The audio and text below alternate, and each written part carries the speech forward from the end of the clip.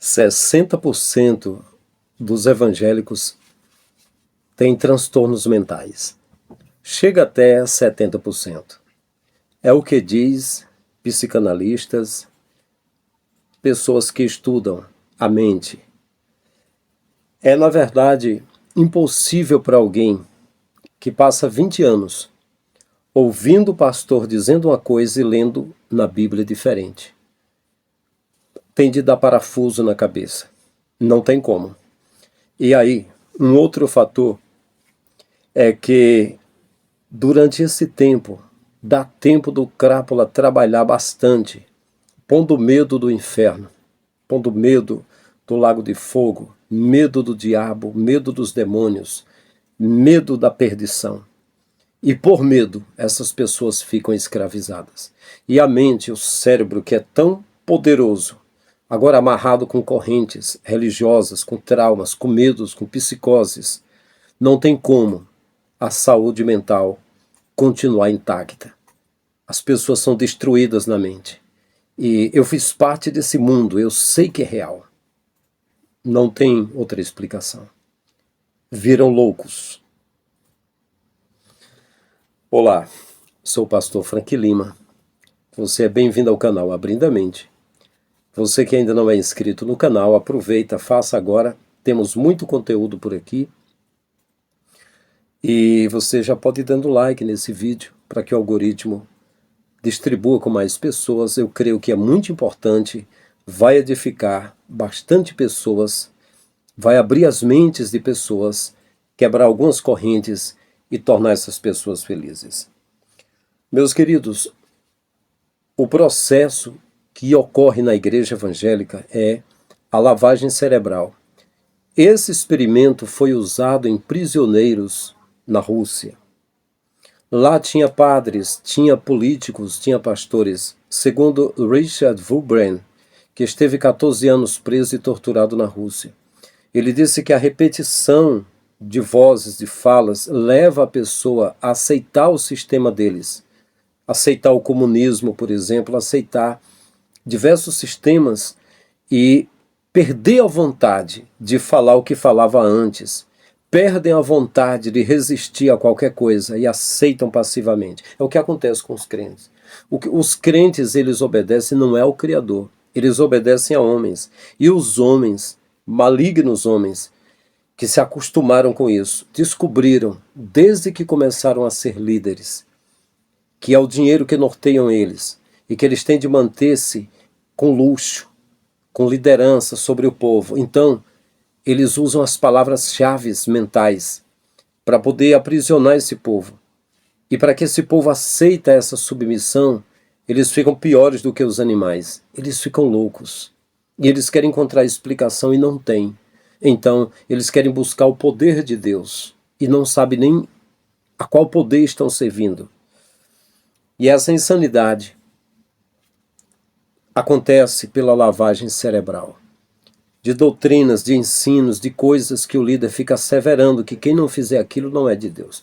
Muitos deles já despertam, mas pensam assim, tudo que o pastor está falando, se eu questionar alguma coisa, ele me tem como um infiel, vai chamar a atenção minha para toda a igreja, todo mundo vai me censurar, então eu vou ficar quieto.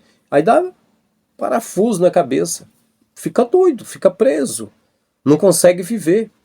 Tem vontade de fazer tudo, mas não pode, é prisioneiro do pastor. Então, além da lavagem cerebral, eles...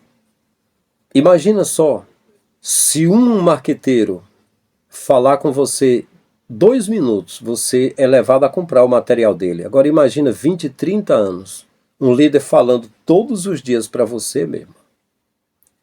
Você fica refém, não tem jeito. Você fica preso. Primeiro é uma prisão mental que passaram para você. Não é a verdade. Só que essa raça se lasca todinha comigo. Olha, pastores e padres. Até hoje eu não vi nenhum de vocês discordarem de mim. Mas pode ter o primeiro que se aventure. Qual vai ser o primeiro que vai discordar de mim? Vocês sabem que vocês estão adoecendo a mente dessas pessoas. Mas quando conversam comigo pessoalmente, né, sempre me dá elogios. Ah, mestre, reverendo. Tinha um senhor aqui chamado Galdino, um líder aqui, que a minha mãe amava muito ele. Ele era um cãozinho guloso, viu? Só pregava mensagem de prosperidade, eu tenho provas disso, eu sei do que eu estou falando. Ele dizia, perto de você eu sou um leigo, eu sou um leigo. E era mesmo. Se fosse inteligente, não fazia da forma que ele fazia. Só pregava prosperidade financeira, é o que queria, era só isso aí o que importava, né? Pois bem, então,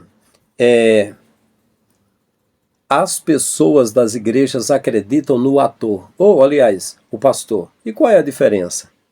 Os líderes sabem que na hora que falarem a verdade, esse povo, vai abrir a mente, vão despertarem, opa, vão ficar livres. Não, eles não querem isso. Eles querem manter eles loucos, doidos, porque é mais fácil de controlar esse povo e segurar dentro do curral. Então, meus queridos, eu quero dizer também que tem outra coisa que prende esse pessoal na loucura e no templo, no falso templo, porque o templo é pessoas. A fé, ela funciona em todo lugar. Jesus disse, tudo é possível ao que crê.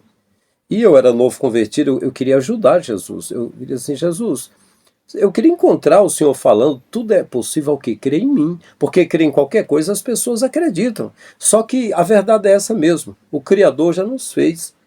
E os que têm fé, de alguma forma, as coisas funcionam. Não é apenas dentro da igreja evangélica. Então, pelo fato das pessoas terem fé, que já está nelas mesmo, né?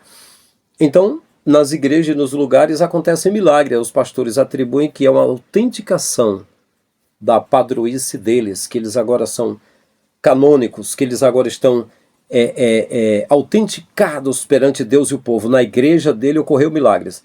Fenômenos acontecem com pessoas diversas em todos os lugares. Mas aí, então isso prende as pessoas. As pessoas entendem, não, é milagre, ele é Jesus, é Deus que está operando. E às vezes não é isso aí. Os psicólogos dizem também que as pessoas não suportam o mundo real. Realmente, a vida real é muito dura, a verdade é dura. E aí as pessoas criam um mundo paralelo, criam um mundo imaginário, é igual o amigo imaginário. Os líderes, sabendo disso, aí pronto, eles aproveitam, eles vão cada vez mais fantasiando as coisas. Um cara que é mestre nisso é Marco Feliciano, ele fantasia tudo. E tem outro detalhe, é que a igreja evangélica só trabalha com emoções. Através da emoção, as pessoas são pegas. Quer ver? Eu vou usar uma estratégia de emoção aqui para atrair as pessoas.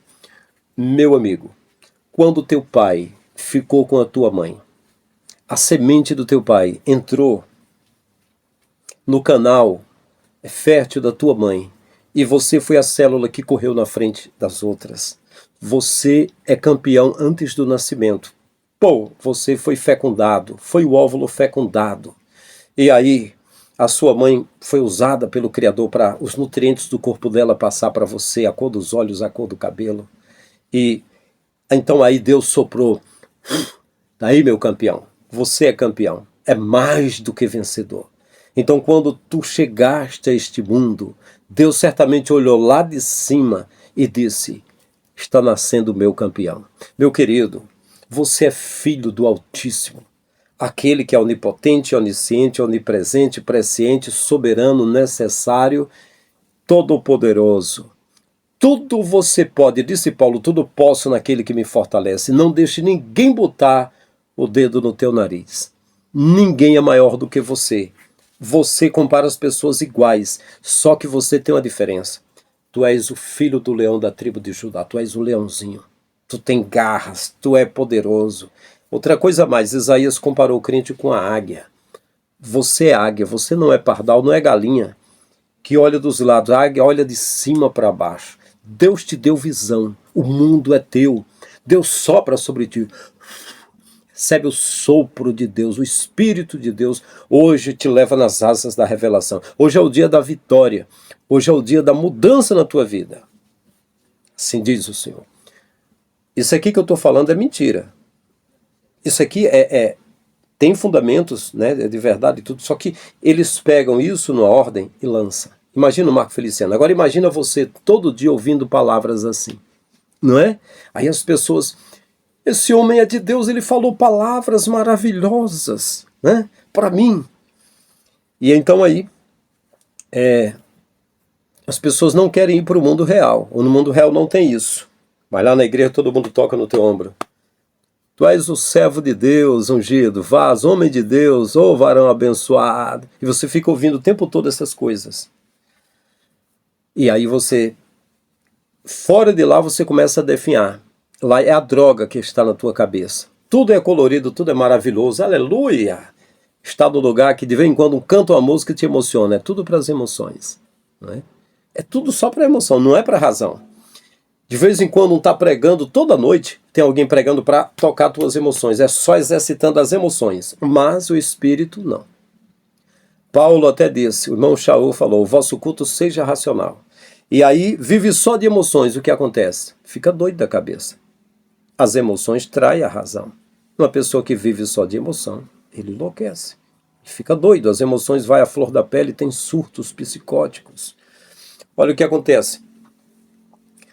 O Criador lhe dá a vida, mas o Deus da Bíblia dá a loucura. Vou dar um exemplo aqui. Você lê que Balaão estava andando na jumenta e a jumenta prendeu a perna dele no muro e ele começou a espancar a jumenta. E aí? A jumenta falou, por que está me batendo? Ele disse, eu estou te batendo e queria te matar. Ela disse, mas por que isso? Não sou eu a tua jumenta? E aí, Balaão abriu os olhos e viu que tinha um anjo com a espada lá na frente. Se não fosse a jumenta, o anjo teria matado Balaão. Aí você vai e pergunta, peraí, a Bíblia diz que é a jumenta que falou. Eu quero saber se é verdade. Aí você pensa, nos dias de hoje existe algum relato que por milagre de Deus algum jumento falou? Não. Então você vai estar o quê? Diante de uma linguagem figurativa, de uma narrativa figurativa. Não pode ser verdade. É uma coisa figurativa, não é uma linguagem literária aí. Porque o Criador pode tudo, mas se isso não acontece nos dias atuais, então você está diante de algo que não é literário. Só que você diz, não, eu acredito. E depois disso, você vai acreditando mais em dragões que estão voando, você vai acreditando em serpentes falando, você vai acreditando em tanta coisa. Coisas que eram uma licença poética. Na época do livro de Gênesis, as civilizações usavam na literatura animais que falavam para expressar verdades. E aí fica na mitologia, na criação do Gênesis, também a serpente falando. O que acontece? Essas coisas que não estão de acordo com a realidade te elevam a um patamar de louco, de doido. Você começa a imaginar, poxa, eu prefiro deixar esse mundo real, ele é doido, e acreditar na verdade, isso é verdade. E pronto, e vai acreditando em coisas que não é verdade, né? É como a história dos dois irmãos e a vaquinha no Egito. Lá no Egito tinha uma história, da mesma época do livro de Gênesis, que o irmão ia levando a vaquinha, eu já mencionei aqui no canal, para o celeiro, e a vaquinha gritou para o outro irmão que estava no celeiro, cuidado, ele está com a faca, vai te atacar. Na mesma época, foi escrito também no livro de Gênesis, que a serpente falou para Eva, é verdade que Deus disse, não comerás da árvore que está no jardim? Entende? Aí as pessoas dizem, não, isso aqui é verdade mesmo. E hoje? A serpente fala, continua falando, mesmo por permissão de Deus, por milagre. Não fala. Então você não está em uma linguagem literária. É uma linguagem figurativa, não pode ser verdade isso. Entende? Não entendo, eu acredito. Essa fé vira uma fé muito louca. E quer ver? Assim que eu, no início, próximo de eu aceitar a fé, o irmão Tunico, meu primo, a gente muito amigo, eu disse, irmão Tunico, tudo que tem na Bíblia é verdade? Ele falou, tudo verdade. Por que o irmão Tunico disse que é tudo verdade? Porque ele ouviu. Ele ouviu e na igreja disse que a regra infalível de fé e prática. E não é assim, entende? Mas aí para as pessoas é assim, o que vira isso? Isso vira loucura, né?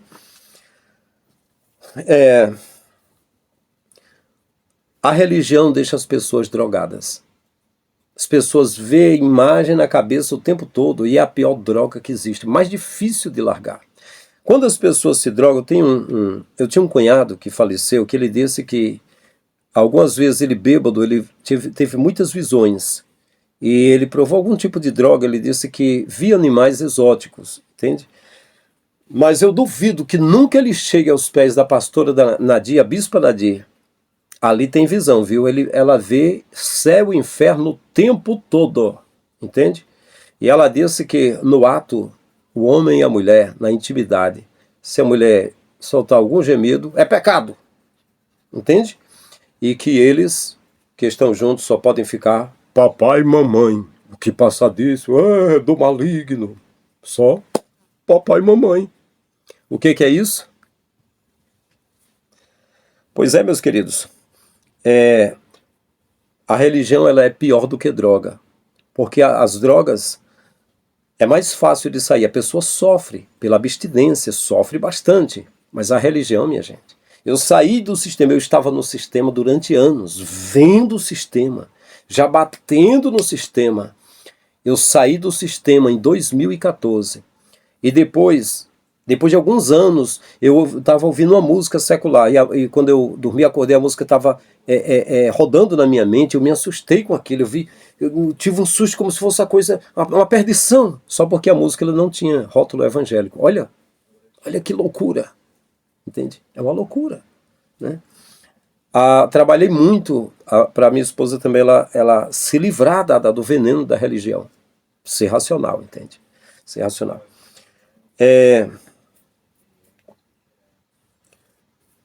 Como eu disse, Paulo disse, o vosso culto seja racional, mas não é assim que funciona. É uma loucura. É só baseado em emoções, não tem nada de razão. E para concluir, eu quero já mostrar para vocês um vídeo do Santana. Newton César Santana. É um baiano do canal Demolidor de Mitos. E eu acompanho o canal dele há um bom tempo. É um cara muito inteligente, faz um trabalho muito bom, entende? Eu quero mostrar, peguei uma parte do vídeo dele, vou deixar na descrição desse vídeo, o vídeo inteiro do canal Demolidor de Mitos. Se inscreva lá no canal do Newton César. É um canal grande, entende? E é um vídeo muito bom, quero que vocês vejam. Concluindo aqui, quando o crente está pirado da cabeça, eu já cheguei à conclusão. As respostas que a gente dá para ele não surte efeito. Eles fazem diversas perguntas, tipo assim, pastor, você acredita que Jesus vai voltar? Aí eu respondo, não. Porque a Escritura diz, Jesus falou para Pilatos, quando Pilatos disse, conjuro-te, diga-me, tu és o Filho de Deus ou não? Ele disse, eu sou. E a partir de agora você vai ver o Filho de Deus vindo nas nuvens do céu, rodeado de anjos, em glória. Você vai ver isso. E aí não aconteceu isso. Jesus mesmo disse, a respeito do dia e hora, ninguém sabe o dia que eu vou voltar. Nem o Filho sabe, unicamente o Pai. Então ele estava vislumbrando aquilo, mas ele como homem disse que não sabia. E ele disse, não endureçais o coração, credes em Deus, crede também em mim. Na casa do meu Pai há muitas moradas, eu vou voltar e vou levar vocês para estar comigo. Né? E ele falou para os discípulos, muitos de vocês agora que estão vivos não morrerão, alguns não morrerão, até ver o Filho do Homem vindo nas nuvens do céu com poder e grande glória e repartindo, dando galardão a cada um segundo a sua obra. Só que eles morreram e isso não aconteceu. E Paulo também falou da ressurreição, morreu crendo que ressuscitaria, mas não ocorreu isso, não aconteceu. Entende? E Jesus falou no capítulo 10 de Mateus, vão de 2 em 2. Vocês não vão terminar de percorrer as cidades de Israel até vir o reino dos céus. Eles terminaram, não veio. Então, aí eu falo para a pessoa, eu particularmente preguei muito sobre arrebatamento, mas por algum motivo, o que eu vejo os pastores pregando, e pegando toda a cartilha, 1 Coríntios 15, 1 e 2 Tessalonicenses, e todos os versos lá, o que Paulo falava, e Paulo acreditava, sabe, mas não ocorreu. E já passou tantos anos, e tanta gente lucrou, né? Marcando até data para Jesus vir e dizendo aos crentes que doassem tudo para eles, como na época antes e depois de Ellen White, dos Adventistas do Sétimo Dia. E ricaram muito com as coisas, depois remarcava outra data e dizia que tinha errado um cálculo e tal, e o pessoal doava tudo. Quando termina, se a pessoa tiver um certo impacto e disser, meu Deus, tá aí, impressionante, e pensar a respeito, ainda está com a mente sã. Mas quando eles ouvem, e parece que não surtiu efeito de nada, Você está diante de um crente pirado, arigó, tantã, lelé da cuca, de 60%, 70%, doido, meu irmão, doido, igual Silas Malafaia. Só que aquele é doido por dinheiro, né? Pois é. E quando o crente está pirado, uma das provas também é que ele surta a qualquer momento, do nada. Ele surta. Eu até fiz um vídeo aqui sobre a irmã mais barraqueira de Lagoinha. Eu estava numa loja de uma irmã e o sobrinho dela foi olhar a bateria do tablet do meu filho e eu disse para ela, vou contar um testemunho, irmã. Eu deixei meus sonhos para ser crente, cursei seminário, fui o pastor mais novo do Ceará, reparti o que eu recebi com as pessoas que precisavam, e mais de 10 anos fui itinerante e reparti também. Vi que as sociedades secretas estão por cima das lideranças evangélicas e políticas do país, e resumi em amar ao Criador e amar ao próximo, lembrando das palavras de Jesus, que ele disse em Mateus capítulo 25, verso 30 e diante, que um dia ele vai vir e ele vai separar uns dos outros, como o pastor separa os bodes das ovelhas, e vai recompensar os que estão à direita e vai punir os que estão à esquerda. Ele vai dizer, venha possuir o reino eterno preparado para ti, desde a fundação do mundo. Tive fome, tive sede, estive nu, preso, doente, estrangeiro, e você cuidou de mim. E eles vão dizer, alguns deles nem evangélico era, parecia ser, mas era o Senhor, quando você fez aos pequeninos, você fez para mim, e por isso, venha possuir o reino eterno, você vai ser recompensado. Digo, então eu vi que é importante partir o pão da vida, que é Jesus, e o pão físico, é visitar o doente, ajudar, fazer isso. Do nada a mulher surtou e disse, tá bom, vamos parar por aqui com a conversa. Vamos parar a conversa por aqui. Desse jeito, cara. Vamos parar por aqui. É o seguinte, eu sou crente há mais de 28 anos. Mais de 28 anos. E eu não deixo o templo, Jesus mesmo não falou que é para estar no templo, não foi? Eu não deixo o templo, não. Eu vou para a casa de Deus, eu não vou sair do templo, não. E tem outra coisa, o meu dízimo eu dou mesmo, para o pastor mesmo, eu dou o dízimo, não sei o quê, falando. E foi falando, eu falei, amém, amém. Aí ela, e eu não preciso que ninguém me ensine. E outra coisa, eu fiz mais do que 4 anos de teologia. Eu fiz mais do que 4 anos, viu? Eu falei, amém. Ela foi falando disso, irmão, eu vou dizer uma coisa para você. Você vai orar, viu? Eu digo, parou. Quem é você para vir falar comigo? Assim, você não me conhece, eu não conheço você. Eu sou apenas um cliente, cheguei aqui, dei um testemunho rápido, não falei nada contra você. Você vem querer entrar na minha vida agora, estamos conversando a nível de ideias, não é nada pessoal, vem com coisa pessoal, aí eu vou entrar no teu jogo? Você diz para eu ir orar, eu digo, não, vai orar você, e começar a se xingar, o que é isso? Tá louca da cabeça? Você tá doente. O fermento dos fariseus te adoeceu, mulher, tu tá doente. Isso é loucura, o que é isso? Não estou censurando você, faça o que você quiser. Eu não estou convidando ninguém, nunca convidei, saia da igreja, ou vá para a igreja. Não, eu abro a mente da pessoa, dou um toque. Mas apenas estou dando meu testemunho, eu nasci aqui nesse lugar. Sou pioneiro aqui tinha 17 crentes, eu passei um ano evangelizando e sempre vim aqui. Religiosamente sou pastor, o que é isso? Eu saí de lá e ela ficou pirada. E ficou aí, tá, Deus abençoe, eu digo, Deus te abençoe também. Mas é isso, gente. Que loucura! Eu expliquei direitinho no canal o vídeo, a irmã barraqueira do Lagoinha. Do nada, eu não estava falando nada, ela começou a defender. Defender o quê?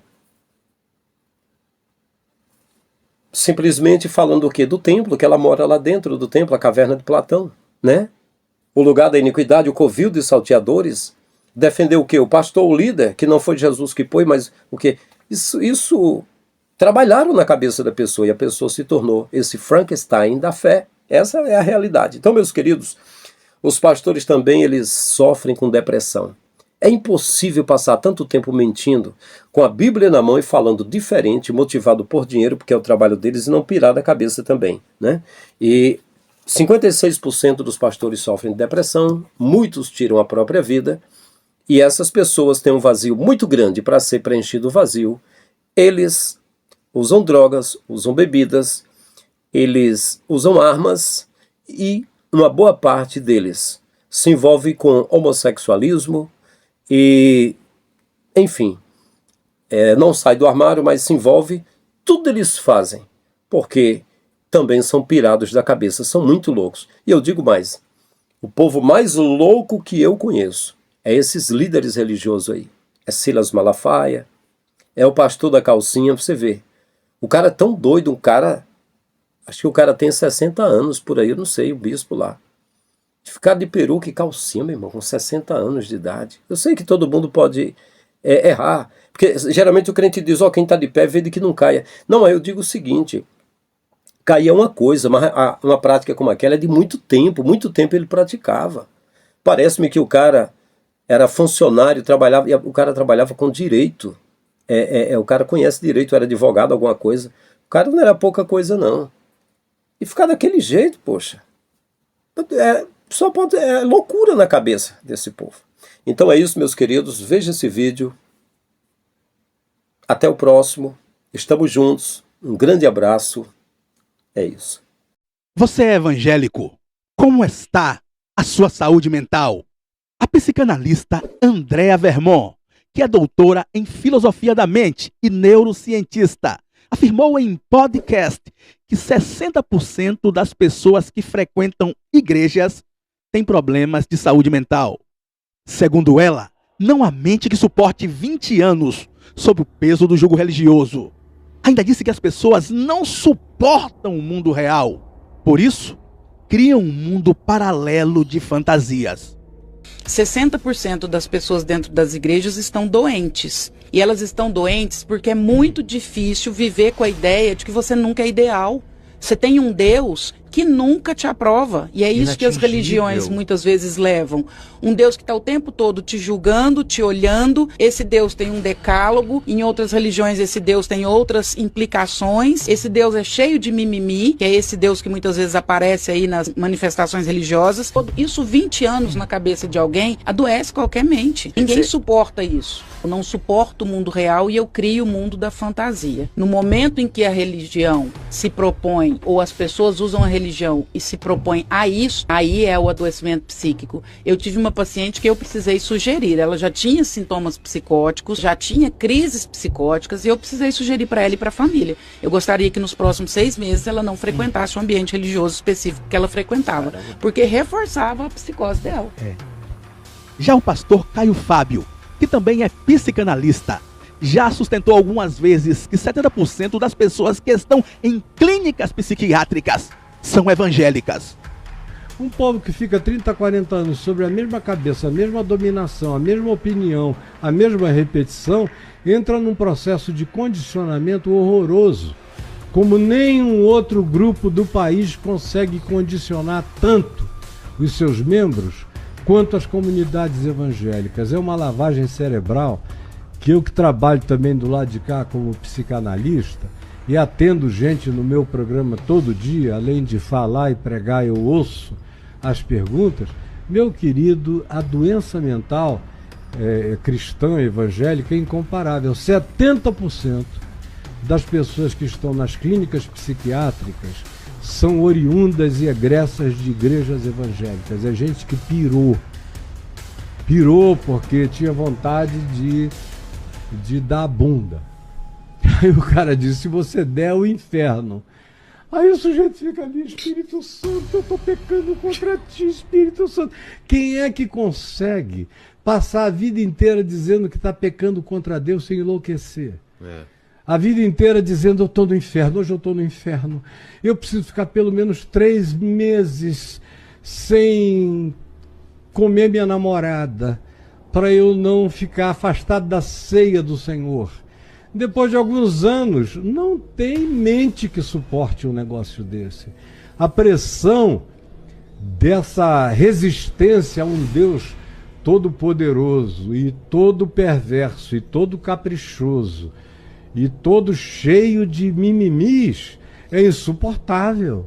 É um Deus, sinceramente, que eu posso ser o Deus dos evangélicos, porque eu tenho mais alma do que o Deus dos evangélicos.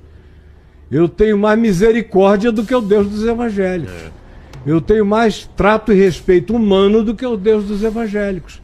O Deus dos evangélicos é o Senhor que não dá sossego aos seus servos, porque está a todo tempo os vigiando. Poder de Deus ou histeria coletiva?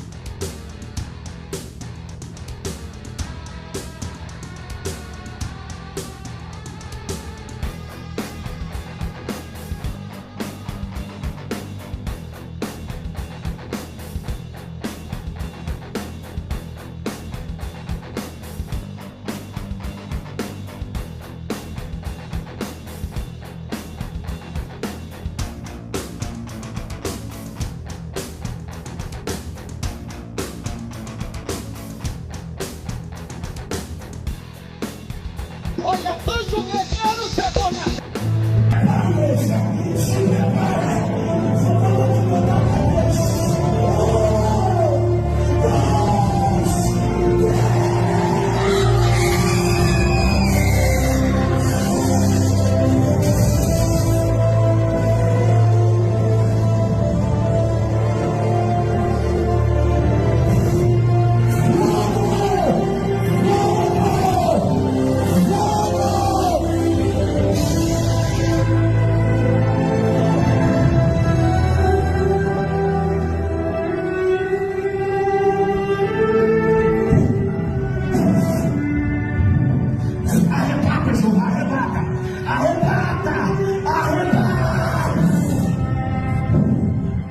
O neopentecostalismo não tem limites. Ele toma as ruas com seu culto Pinel.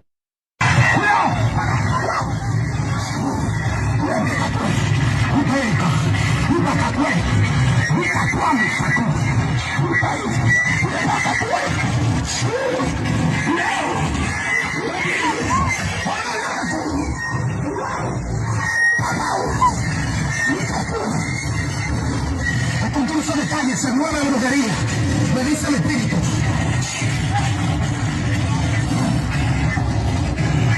El aceite.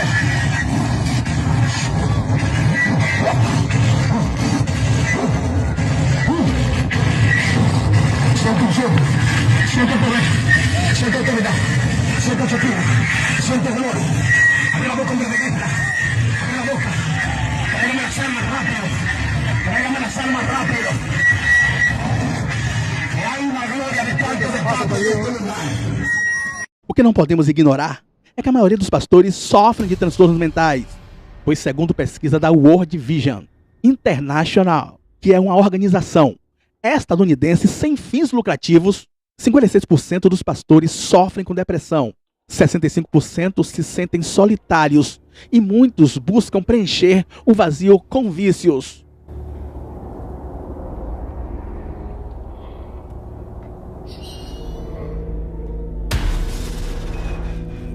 Deixaremos o link para acesso à pesquisa nas descrições. O índice de autossídio entre pastores é altíssimo. Um exemplo recente foi o caso do pastor da Universal, que desistiu da vida na Bolívia. Vamos colocar um trechinho do vídeo onde abordamos o triste episódio e o manifesto completamente desumano de Edir Macedo em relação ao falecimento de seu funcionário. O pastor brasileiro Lucas de Castro atuava como missionário pela Igreja Universal do Reino de Deus na Bolívia. Segundo testemunhos de membros da igreja e relatos de familiares, o líder religioso enfrentava um quadro severo de depressão. Conforme a esposa de Castro, ela teria procurado apoio junto à liderança da instituição religiosa. Contudo, os bispos da IURD, identificados como Celso e Júlio Freitas, negligenciaram o estado crítico de seu esposo, dizendo: "Isto é coisa de moleque. Ele está fazendo é corpo mole."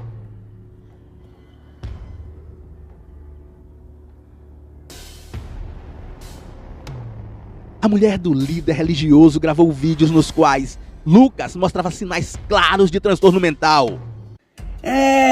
Bispo, me explica aí, mas por que o fulano fez isso? O problema é dele, eu não sei por que ele fez e eu não quero nem saber. Eu só quero saber daqueles que estão vivos. Morreu, acabou. Se matou, problema dele. É problema dele com Deus, não é comigo. Nós fizemos a nossa parte. Minha consciência está perfeitamente limpa. Bispo, me explica aí, mas por que o fulano fez isso? O problema é dele, eu não sei por que ele fez e eu não quero nem saber. Eu só quero saber daqueles que estão vivos. Morreu, acabou. Minha mãe morreu, acabou. Enterra e acabou. Meu pai morreu, acabou. Meus irmãos morreram, acabou. Enterra e vai embora. Vamos em frente. Esse pastor nunca foi pastor. Ele tinha título de pastor, mas nunca foi pastor. Ele nunca foi homem de Deus.